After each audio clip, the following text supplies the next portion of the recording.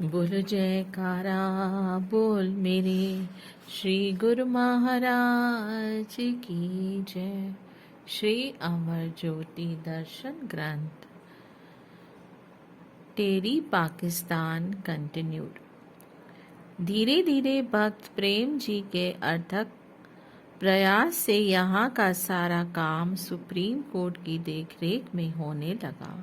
श्री प्रभु जी के आशीर्वाद और उनकी मौत से पाकिस्तान हिंदू परिषद के संरक्षक और नेशनल असेंबली के सदस्य डॉक्टर रमेश कुमार जी ने इस कार्य में काफ़ी रुचि दिखाकर अपना समय प्रदान कर पूरी लगन और उत्साह से इसे पूर्ण किया।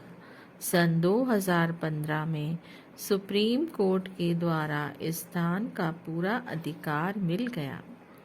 यहाँ का अधिकार मिल जाने के बाद कुछ और जमीन खरीद करके इस महासमाधि स्थल पर एक भव्य श्री मंदिर का निर्माण किया गया।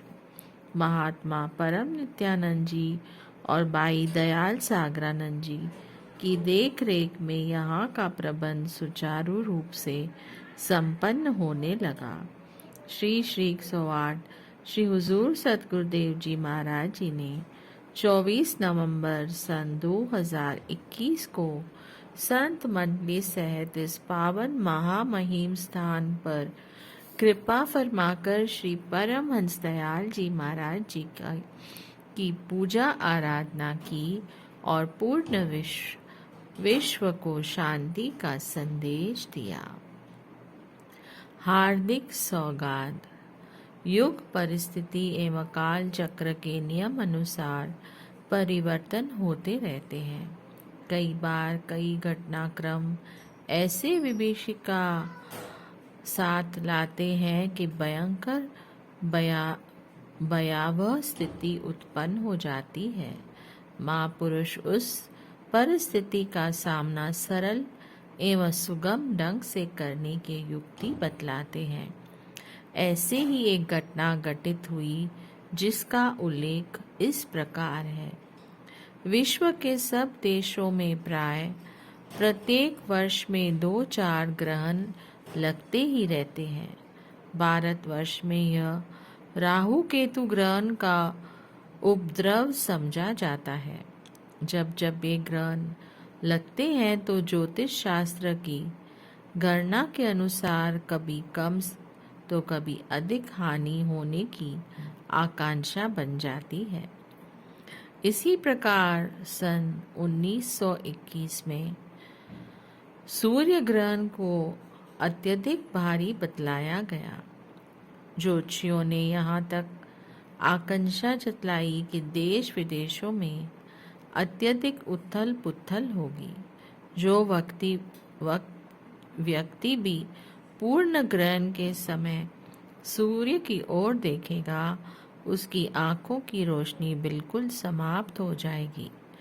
हो सकता है कि वह मस्तिष्क पर भी कोई दुष्प्रभाव डाल दे। जनहानि एवं धन हानि होने ही दोनों ही प्रचुर मात्रा में होंगे। ज्योतिषियों की ऐसी भविष्यवाणी को सुनकर सबके मन में भय से ऐसा आभास होने लगा कि जैसे कोई प्राकृतिक आपदा बरसेगी। आपने दिव्य सत्संग भवन में सभी गुरुमुखों को तुरंत ही एकत्र होने का आदेश दिया और फरमाया कि सूर्य ग्रहण के 3 घंटे के समय में सब गुरुमुख यहाँ इसी हॉल में बैठेंगे और कोई भी इस समय बाहर नहीं जाएगा। यहाँ बैठकर सभी भजन कीर्तन करेंगे और पुण्य 1 घंटा भजन अभ्यास करें। आप स्वयं भी यहाँ पूरा समय विराजमान रहे। श्री दर्शन ध्यान करते हुए किसी को भी समय का पता ही न चला। 3 घंटे का समय पलक झपकते ही व्यतीत हो गया। जैसे ही सब सूर्य की रोशनी में अंदर आए थे वैसे ही जब बाहर निकले तो देखा कि दिवाकर पहले की भांति ही अपनी आभा बिखरा रहा है। आपने केवल शरणागतों की सुरक्षा के लिए यह रचना नहीं रचाई, परंतु विश्व को इस संकट के से उबारने के लिए सामूहिक प्रार्थना का आयोजन किया। सचमुच ही जितनी आपदा एवं संकट का अनुमान था, उसमें तनिक भी किसी को कोई नुकसान न पहुंचा। सर्वे भवतु सुखिनी, सर्वे सन्तु निरामया, सर्वे भद्राणि पश्यन्तु मा कक्षिते दुख भाग वेत। सभी सुखी हों, सभी रोग मुक्त रहें, सभी का जीवन मंगलमय बने और कोई भी दुख का भागी न बने। महापुरुषों के हृदय में संपूर्ण विश्व के लिए यही सौहार्द भावना होती है। सुख, शांति एवं आनंद बरसाने संसार में अवतरित होते हैं और उसी लक्ष्य को पूर्ण करने में लगे रहते हैं। शांति दिवस हर युग में कुछ वर्षों के पश्चात सामाजिक एवं राजनैतिक उथल पुथल का तांडव होता है।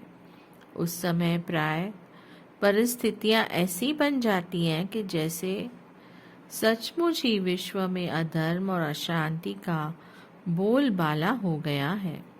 आध्यात्मिकता मानो लुप्त प्राय होने की कगार पर दिखाई देती है। सृष्टि के काल चक्र में ऐसा प्रतीत होना तो संभव है, परंतु उन परिस्थितियों को परिवर्तित करने के लिए नियति की ओर से आध्यात्म पक्ष प्रबल होता है और सत्य धर्म से ही उसमें परिवर्तन होता है। ऐसे समय में वर्तमान युग पुरुष नित्य अवतार, योग, यज्ञ, जप, तप आदि साधनों द्वारा जनता को ऐसी भीषण परिस्थितियों से उबार लेते हैं। 20वीं शताब्दी में देश विभाजन के कुछ समय पश्चात असामाजिक तत्वों के अतिक्रमण करना आरंभ कर दिया। घृणित एवं आतंकी उपद्रवों से जनता त्राहि त्राहि कर उठी। आसक्ति जन अपने अपने इष्ट देव के श्री चरणों में अपनी करुण पुकार पहुंचाने लगे। कुछ गुरुमुख प्रेमियों ने अपने नगर में होने वाले अत्याचार एवं दुर्व्यवहार का ब्यौरा श्री सतगुरुदेव महाराज जी के श्री चरणों में निवेदन किया। श्री पंचम पातशाही जी महाराज जी ने श्री आनंदपुर के सभी आश्रमों एवं सत्संगी आश्रमों में आदेश दिया कि जहाँ जहाँ श्री दरबार के अनुयायी एवं गुरुमुख जन निवास कर रहे हैं, ऐसे समय में सब नित्य प्रति भक्ति के 5 नियमों श्री आरती, पूजा, सेवा, सत्संग, सुमिरन, दर्शन, ध्यान की पालना तो कर ही रहे हैं, परंतु 1 घंटा अतिरिक्त सुमिरन जाप अवश्य करें। उठते बैठते सोते जागते ध्यान सुमिरन में सुरती को जोड़े रखें। जैसे राजा महाराजा स्वयं को सुरक्षित रखने के लिए किले का निर्माण करते हैं, ऐसे ही सतगुरु का शब्द परकोटा बनकर जीव को सुरक्षित रखता है। गुरुमुख जन घबराए नहीं, कोई भी नकारात्मक विचार मन में लाए नहीं। इष्ट देव सतगुरु के वचनों पर दृढ़ विश्वास और पूर्ण श्रद्धा से कर्तव्यों का पालन करें। दुख, गम, चिंता दूर हो जाएंगे। विकट परिस्थिति कुछ समय के पश्चात स्वतः ही ठीक हो जाएगी। पावन श्री वचनों की अनमोल निधि को पाकर एवं उस पर मनन करते हुए सबको मानो अभय दान मिल गया। श्री आनंदपुर में एक दिन प्रातः 4 से 5 बजे तक श्री शांति भवन में भजन अभ्यास, मौन ध्यान करवाया। उसके पश्चात श्री आरती पूजा का कार्य परम संपन्न हुआ। वह भयावह समय टल गया। गुरुमुख प्रेमियों ने आनंद, सुख, शांति और प्रसन्न जीवन को पाया। तत्ववेता महापुरुषों के अदम्य परोपकार ही इस संसार में सुख, समृद्धि, हर्ष, वृद्धि और आनंद निधि प्रदान करने वाले होते हैं। आनंद भोजनालय। श्री सद्गुरुदेव जी महाराज जी ने चौमुखी विकास को मध्य नजर रखते हुए भक्त्यानियों की ओर एक विशाल भोजनालय का निर्माण करने की मौज प्रकट की, ताकि दिन प्रतिदिन बढ़ती जा रही बाहर से आने वाली संगत सुख सुविधा पूर्वक बैठकर भोजन ग्रहण कर सके। पहले वाला लंगर बहुत ही छोटा परार था। संगतों को लंबी कतारों में खड़े होकर काफी समय तक प्रतीक्षा करनी पड़ती थी। भक्त वत्सल करुणानिधि महाप्रभु जी ने इस असुविधा को दूर करने के लिए श्री मंदिर परिसर के मार्ग में कुछ बगीचों को हटाकर स्वयं निज कर कमलों से उसकी नींव का उद्घाटन किया। यह विशाल भवन 1 वर्ष में ही बनकर तैयार हो गया। इस भोजनालय में एक और ऊंचा स्थान ऐसा बनाया गया जहाँ पर भोजन का सामान, रोटी, दाल, सब्जी, चावल अथवा भंडारे में बनने वाले अन्य सामान रखा जा सके। पुण्य साथ साथ ही प्रत्येक वस्तु की पूर्ति हेतु सेवक जन सामान लाते रहते हैं, ताकि सबको गर्म भोजन मिल सके। पूरे हॉल में बीच बीच में से निकलने का स्थान और संगतों को बैठने के लिए 4 फुट चौड़ा प्लेटफॉर्म स्थान बनाया गया है, जहाँ पर बैठकर सब भोजन ग्रहण कर सके। भोजन बांटने वाले सेवक प्लेटफॉर्मों के बीच में छोड़ी गई जगह से सुविधा पूर्वक भोजन वितरित करते हैं। सेवक जन सबके साथ मृदु मधुर भाषण करते हैं। इतनी सुचारू व्यवस्था से स्वयं में ही सबका मन यहाँ बैठकर भोजन ग्रहण करने को करता है। आवास स्थान से यह भोजनालय दूर होने पर सब शरणागत यही कहते थे कि इतनी दूर भोजन करने कौन जाएगा। इस भोजनालय के समीप ही भाइयों, प्रचारिकाओं एवं स्थायी निवासियों के लंगर के लिए अलग से स्थान बना दिया गया है। देखा यही जाता है कि पर्वों पर जब यह भोजनालय कुछ दिन के लिए खुलता है, तो यहाँ के प्रबंध को देखते हुए हजारों का जन समूह होने पर भी शरणागत स्थायी निवासी, गुरुमुख संगतें, बाइयां एवं प्रचारिकाएं उल्लास पूर्वक यहाँ भोजन ग्रहण करने आते हैं। प्रातः काल की श्री आरती पूजा के पश्चात महाप्रभु जी ने यहाँ कृपा करके इसका शुभ मुहूर्त किया।